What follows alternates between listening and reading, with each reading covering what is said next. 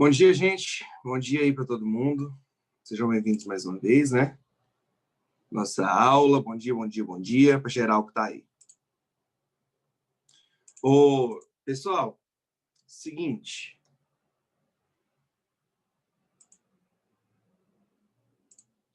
Na aula passada,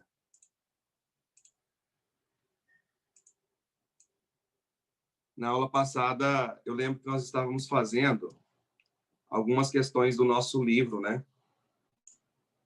Deixa eu abrir aqui para a gente ver. Olha lá, ó. Fiz essa, 7, 8, 3, 1.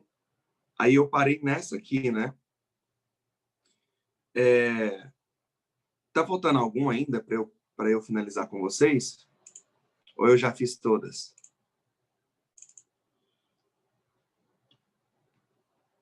Alguém pode verificar, por favor? Se ainda está faltando alguma? Tá, qual que é, Canuto?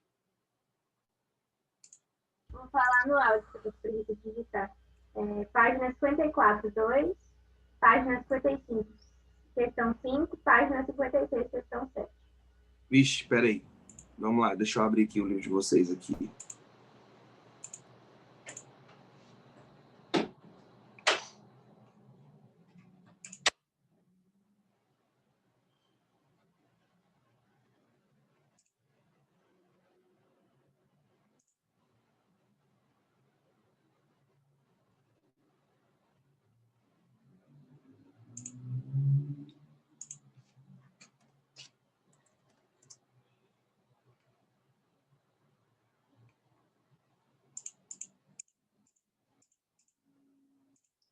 Página 54, questão 2 primeiro, né? Que você falou, Canuto, correto?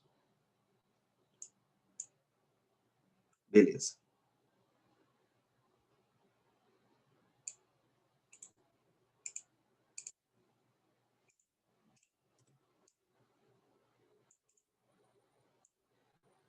Então tá aí, ó. Em certa cidade, os taxímetros marcam nos percursos sem parada uma quantia inicial de 4 unidade taximétrica e mais 0,2 unidade taximétrica por quilômetro rodado. Se no fim do percurso, sem paradas, o taxímetro, não é taxímetro, eu falei taxímetro, sei lá, unidade taximétrica e mais 0,2 unidade taximétrica por quilômetro rodado. Se no fim de um percurso sem paradas, o taxímetro registrou 8,2 unidade taximétrica, qual foi o total de quilômetros percorrido? Fácil, né? Bem tranquilinho mesmo essa questão. Olha só. Fala aqui.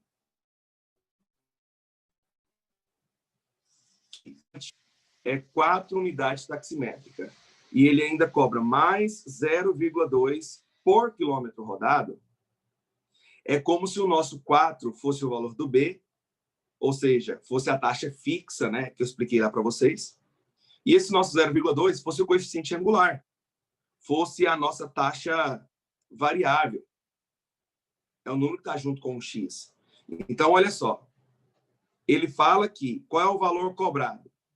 O valor cobrado é, vou chamar de C, de custo, ou de cobrado, tanto faz. O valor cobrado é 4 unidades taximétrica mais 0,2 por quilômetro rodado. Só que eu não sei quantos quilômetros rodou. Então, 0,2x. Aí ele falou que no final do percurso, ele ganhou o quê? 8,2. Deu 8,2 unidades taximétricas. Então, aonde que eu vou colocar esse 8,2? No lugar do C. Então, nós vamos ter 8,2 igual a 4 mais 0,2x. Passo o 4 subtraindo, 8,2 menos 4 é 4,2, igual a 0,2x. A gente passa o 0,2 dividindo, né? Então, vai ser 4,2 dividido por 0,2. Isso é a mesma coisa que 42 dividido por 2. E 42 dividido por 2, 21 quilômetros. Letra B. Tranquilo, né? Qual que é a próxima, Júlia, por favor? Página 55, questão 5. Certo.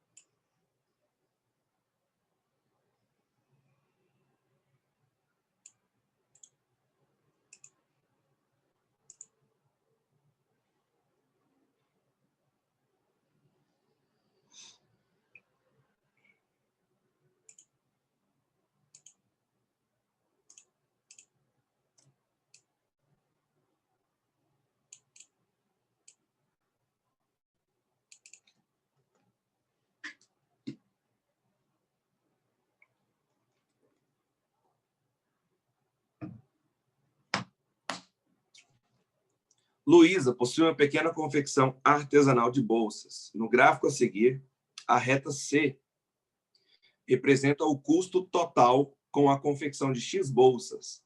E a reta F representa o faturamento mensal de Luísa com a confecção de X bolsas. Com base nesses dados, é correto afirmar que Luísa obtém lucro se e somente se vender. Pessoal, para ela ter lucro, o faturamento tem que ser maior que o custo. Porque senão não tem lucro. Certo? Então, ó, para ter lucro, o faturamento deve ser maior que o custo. Ou seja, a função faturamento tem que ser maior do que a função custo.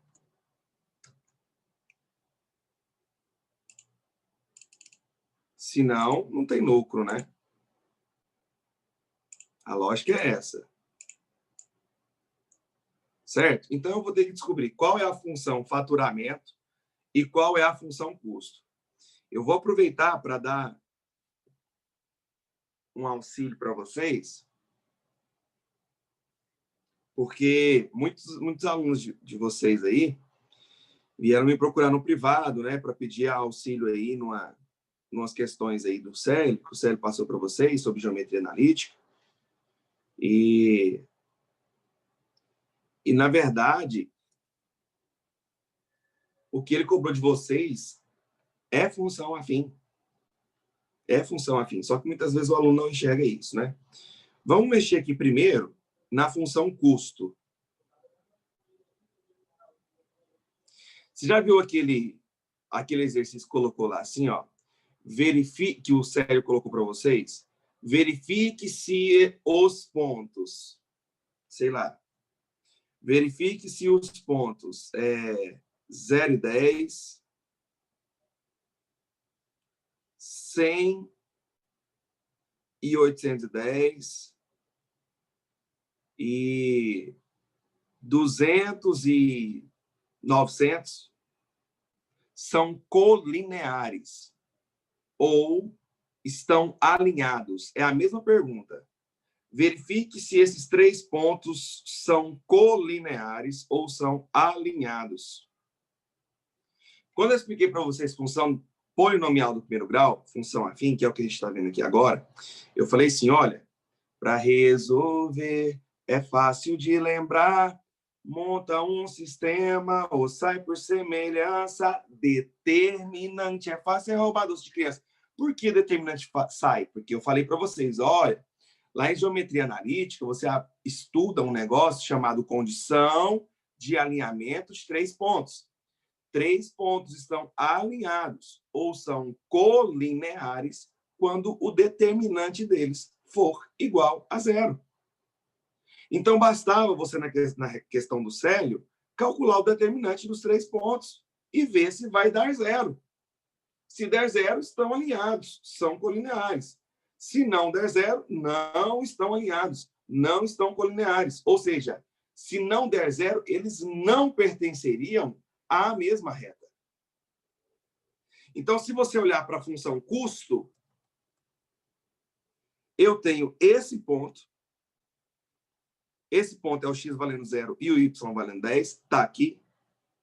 Eu tenho esse ponto, que é o x valendo 100 e o y valendo 810. E eu não tenho o terceiro ponto. Eu quero encontrar a equação dessa reta.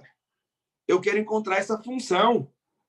Qual a equação da reta que passa pelos pontos 0 e 10, 100 e 810? Você pode fazer determinante. Você vai encontrar o terceiro ponto. Quem é o terceiro ponto? X e Y. Não sei. Eu quero a equação da reta que passa por esses dois pontos. Então, agora, você vai lá e calcula o determinante. Essa é uma das formas que nós temos. Como que a gente vai calcular? Está aqui, ó. 0 e 10, 100 e 810, X e Y. Aí, provavelmente, a maioria dos professores ensinam completando aqui, ó, com o elemento 1, né? Neutro da multiplicação. E aí você faz sarri, repetindo as duas primeiras colunas. Só que eu prefiro fazer assim, ó. Você pega esses dois de cima e coloca aqui embaixo, ó. E esse determinante tem que ser igual a zero. E aí você vem e multiplica, ó. 0 vezes 810, 0. 100 vezes y, 100y. X vezes 10, 10x. Agora vem as secundárias. Nas secundárias, tu troca o sinal. 10 vezes 100, 1000. Menos 1000. X vezes 810, 810x. Menos 810x. E 0 vezes y, 0. Esse determinante tem que ser igual a zero, porque eu quero a equação da reta. Então, nós vamos ter 100y, 10x menos 810x dá menos 800x, menos 1000, igual a zero. Eu posso simplificar tudo isso aqui por 100. 100 dividido por 100 dá 1. 800 dividido por 100 dá 8. E menos 1000 dividido por 100 vai dar 10. Pronto. Está vendo que nós temos uma equação igual a zero? Isso é chamado de equação geral. Então, se eu tivesse perguntado para você qual é a equação geral da reta que passa por esses pontos, seria essa a resposta. Ou se ele perguntasse qual é a equação reduzida.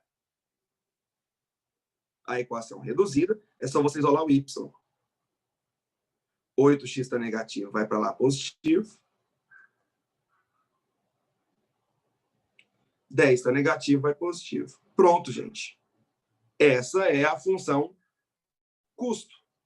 8x mais 10. Essa é uma forma que eu fiz com você de encontrar essa função custo. Olha a outra forma que nós temos para encontrar a função custo. Só de olhar para a reta, para essa função, eu sei quanto vale o B. B é 10. Se a reta toca o Y, é o valor de B. B é 10. Aqui, B é 10. Agora, para encontrar o A, eu ensinei para você de um jeito rápido que para você encontrar o coeficiente angular, o A, é você fazer a variação do Y pela variação do X. Ó, já sei que o B é 10. O A é a variação do Y pela variação do X. Então, olha para a reta. A reta está aqui, ó. Qual foi a variação do y? Foi de 10 para 810. De 10 para 810, variou 800. Pela variação do x. Qual foi a variação do x? De 0 até 100. De 0 até 100 variou 100. 800 dividido por 100, 8. Então, o nosso coeficiente angular é 8. Aqui. Tanto que é mais direto ao ponto. Ficou claro para vocês essa junção de função afim com essa parte de condição de alinhamento de 3 pontos, de determinante? Ficou claro para vocês? Pedro Ítalo. Pode falar, né? Isso daí é, tipo, de gráfico e que envolve também a parte da geometria analítica. É provável de cair no Enem uma questão, tipo, a do Célio, que algumas pessoas te mandaram? Não. Ainda Igual do jeito que o Célio mandou, não. Mas pode cair. Não daquele jeito. Ok, obrigada. De nada. Mais alguma pergunta? Não, né? Tá, então eu vou apagar aqui agora e vou fazer do meu jeito. Eu fiz desse jeito aqui só para mostrar para vocês essa conexão.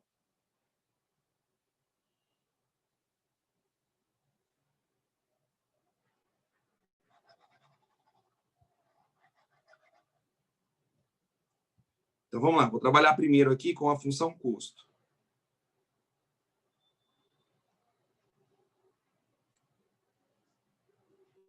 Então, na função custo, eu posso encontrar que o B é 10. E o A, o coeficiente angular, é a variação do Y pela variação do X. O Y variou 800 e o X variou 100. Na função custo, que é a função vermelha, tá vendo? Então, a nossa função custo,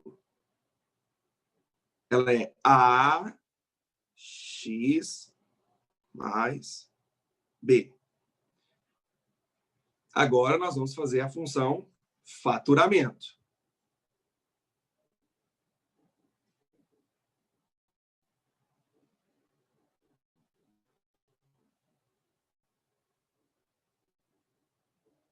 Na função faturamento, a gente pode usar o mesmo raciocínio. Você pode ver que ela toca o eixo Y, a faturamento é azul. Toca o eixo Y no zero. Então, B é 0. E quem que é o nosso A? Mesmo esquema. Variação do Y pela variação do X. Se você olhar para o gráfico azul, o Y foi de 0 até 2000. Então, variou 2000. E o X foi de 0 até 100. Então, variou 100. 2000 dividido por 100, 20. Então, a nossa função faturamento é 20AX, né? 20x, mais o B. Só que o B é 0. Então, não vou colocar mais 0. Aí, eu quero que o faturamento seja maior que o custo. Faturamento maior que o custo. Faturamento é 20x. O custo é 8x mais 10. Passo o 8 subtraindo. 20 menos 8 é 12.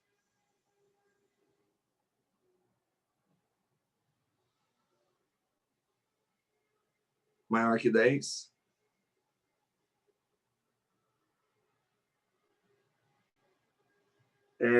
Passa o 12 dividindo.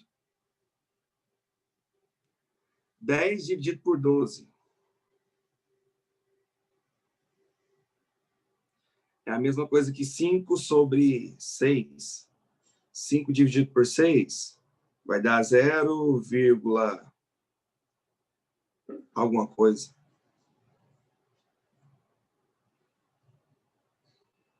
Acho que é 8.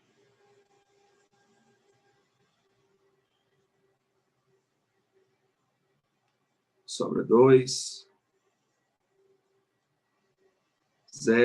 0,8333333. Ou seja,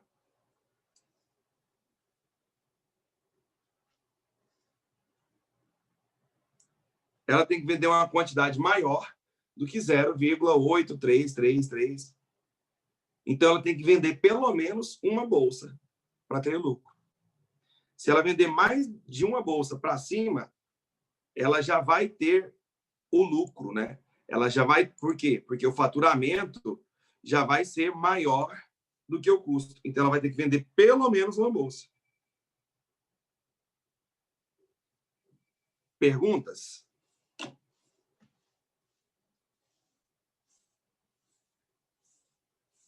A professora não precisa ter de conta, não. Minha resposta é bastante. Como é que é? Eu não precisei fazer esse tanto de conta, não. Porque você tendo uma lógica, você não vai fazer uma bolsa sem ganhar lucro. Já começa por aí, né? E aí, pela lógica, já tinha que ser pelo menos uma bolsa para ela ter lucro. Aí depois eu fiz umas regras de 3, cheguei... Depende. Eu não concordo, não. Matematicamente, você não está... Matematicamente, essa sua primeira afirmação não está correta. Aí, para me confirmar ela, né? Porque eu pensei assim, teoricamente, o capitalismo é assim, né? Aí eu fui, e para confirmar, eu fiz umas regras de 3. Aí Como eu você cheguei... fez regra de 3? Eu fiz algum lugar, eu esqueci, paguei o rascunho, mas eu cheguei ao custo que cada bolsa custa R$8,10 e ela é vendida por R$20. Cada bolsa custa R$8,10? R$8,10. E ela é vendida por R$20 e logo o lucro é R$11,90. Aí eu cheguei à minha conclusão já. Aí eu falei, isso aqui matou. Mas foi... Não tá certo, não, Canuto. Cada bolsa não custa R$8,10. Cada bolsa custa R$18. Entendi. Cada Então, bolsa custa R$18. Sabe por quê? Se no lugar do X aqui eu colocar 1, ó, 8 vezes 1, 8. 8 mais 10, 18. Cada bolsa é R$18. Uma bolsa é R$18. Entendeu? Porque aqui não funciona do jeito que você está pensando. Ó, 800 a variação aqui do custo. E a variação aqui foi para 100 bolsas. Não funciona. R$800, 100 bolsas. Então, quer dizer que cada bolsa é R$8. Ou 8,10, né? Porque 810 dividido por 100 está errado. Não está correto o seu raciocínio. Foi uma coincidência bater isso aí. Por que não é cada bolsa... Por que cada bolsa não é 8,10? Cada bolsa seria 8,10 se esse gráfico aqui, ó, do custo, partisse da origem. Aí aqui seria... Você falou mesmo, agora que eu parei para ver. Tem o 10 ali, né? Se fosse partindo da origem, aí sim, cada bolsa seria 8,10. Então, assim, foi uma coincidência, não está correto. O único... Pode falar. Beleza, então acho que meu equívoco foi esse mesmo. Eu acho que nem prestei atenção nesse 10 aí. Beleza, mas você compreendeu o raciocínio desse jeito que eu fiz? Sim, eu compreendi. Beleza, só sai desse jeito. Você tem que encontrar as duas funções, você tem que encontrar a função custo, tem que encontrar a função faturamento e fazer uma maior que a outra. Não, o jeito matematicamente correto é isso. E aí? E outra. E não é, tipo assim, não quer dizer que se uma bolsa é R$18, não quer dizer que duas bolsas vai ser R$36. Porque aqui não é uma regra de 3 desse jeito. Uma bolsa custa R$18, duas bolsas custam tanto. Tanto que eu falei para vocês que a regra de 3 que existe aqui é entre as variações e não com os valores secos. Só para você ter ideia, duas bolsas, olha o que custaria, ó. 8 vezes 2 dá 16. 16 mais 10, 26. Duas bolsas custariam R$26. Então, você pode observar que quanto mais bolsas ele produz, menor vai sair o custo. Parece que não faz sentido, mas tem sentido. Por que tem sentido? O custo operacional de uma fábrica é mais ou menos oferta e procura. Se eu vou produzir mil celulares, eu tenho um determinado custo. Se eu vou produzir 2.000 celulares, eu tenho outro custo. O custo é maior. Só que se você for olhar o custo unitário, o custo por unidade é mais em conta. Você produzir 1.000 celulares, você gasta uma quantidade que, quando você dividir por 1.000, cada celular, por exemplo, sai a R$100, um exemplo.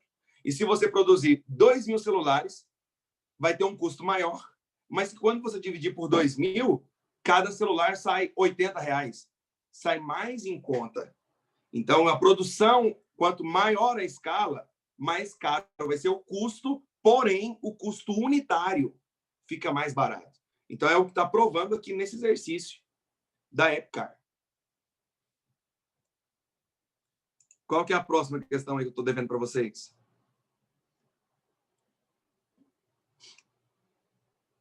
56, questão 7. 56, questão 7. Beleza. É a última, né? Sim, é a última. Certinho.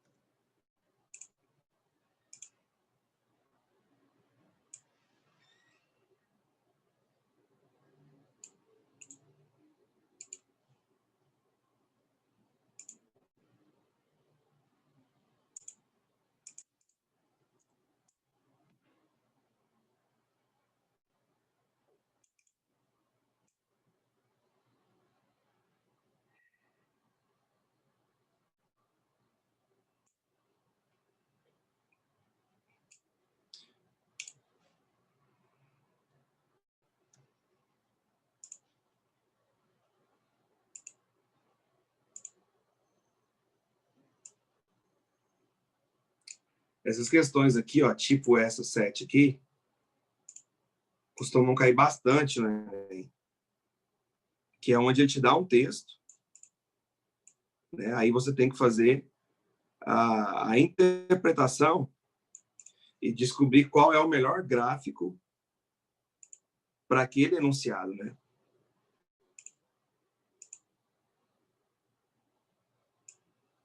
Muito clássico esse tipo de questão aqui no Enem. E não são questões difíceis, tá? São questões fáceis para média fáceis.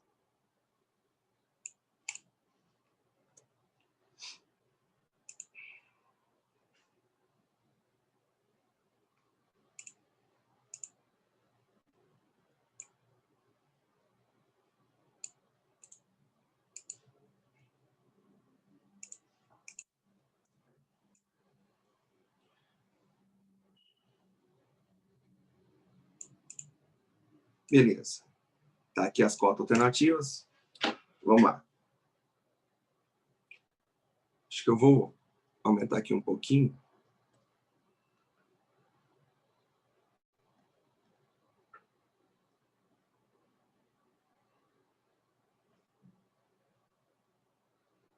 Aí.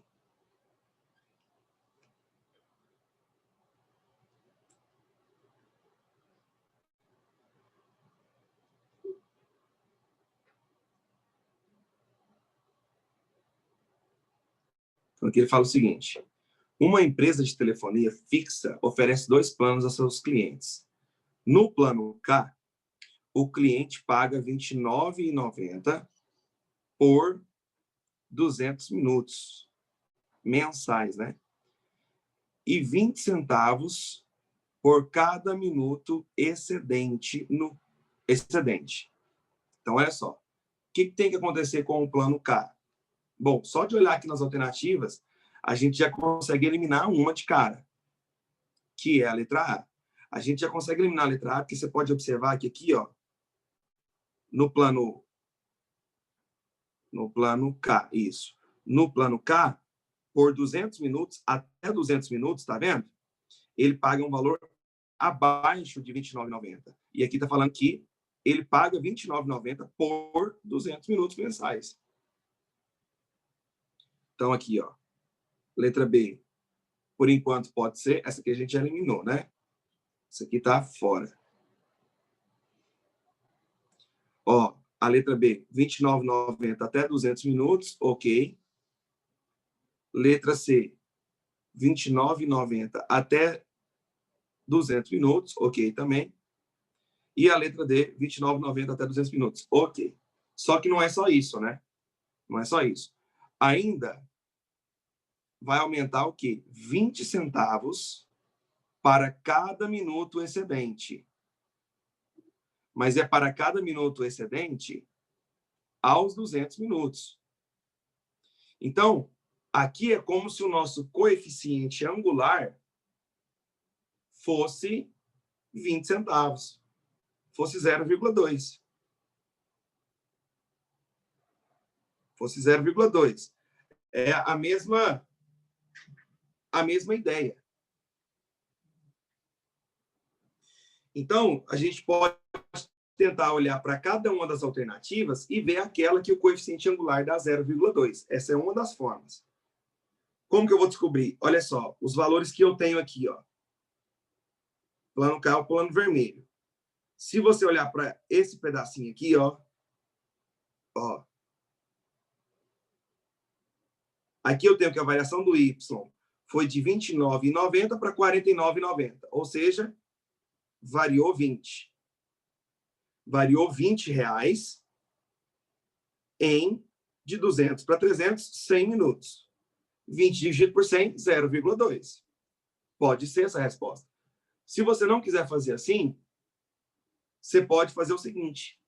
Tá? Aqui o nosso A é 0,2. Ó. O A é 20 dividido por 100. Variação do Y pela variação do X. Essa é uma forma. Outra forma que você poderia fazer. Ora, se ele ficar 300 minutos, ele paga R$ 49,90. Vamos ver se é isso mesmo? Ele paga R$ 29,90 mais 20 centavos por minuto que passar de 200. Aqui deu 300. Passou 100 minutos de 200. Então, eu multiplicaria por 100. 0,2 vezes 100 dá 20.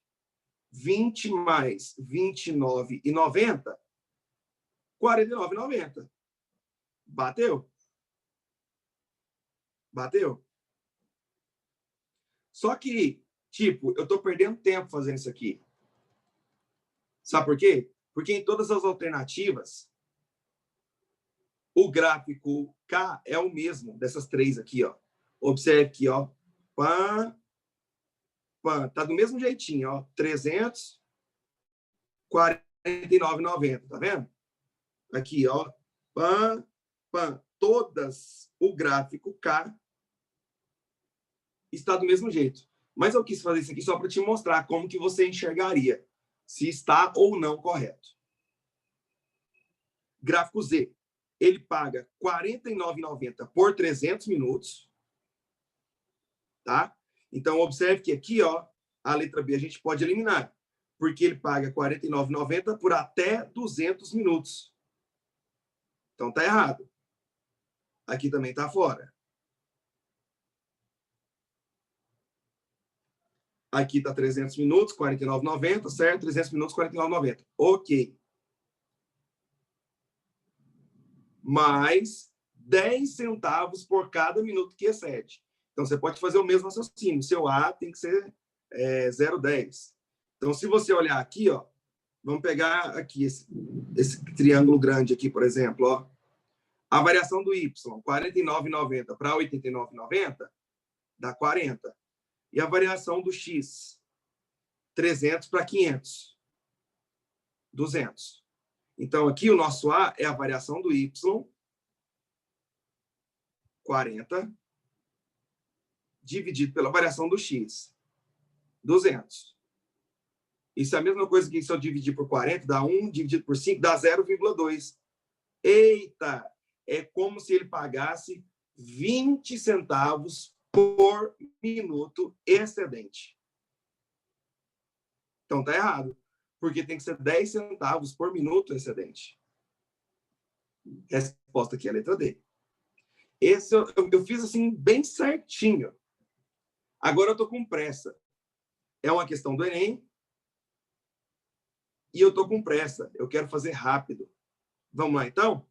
Como que eu faria isso rápido, né? A função K, ela vai ser constante até 200 e depois ela vai ter que crescer 20 centavos. Certo?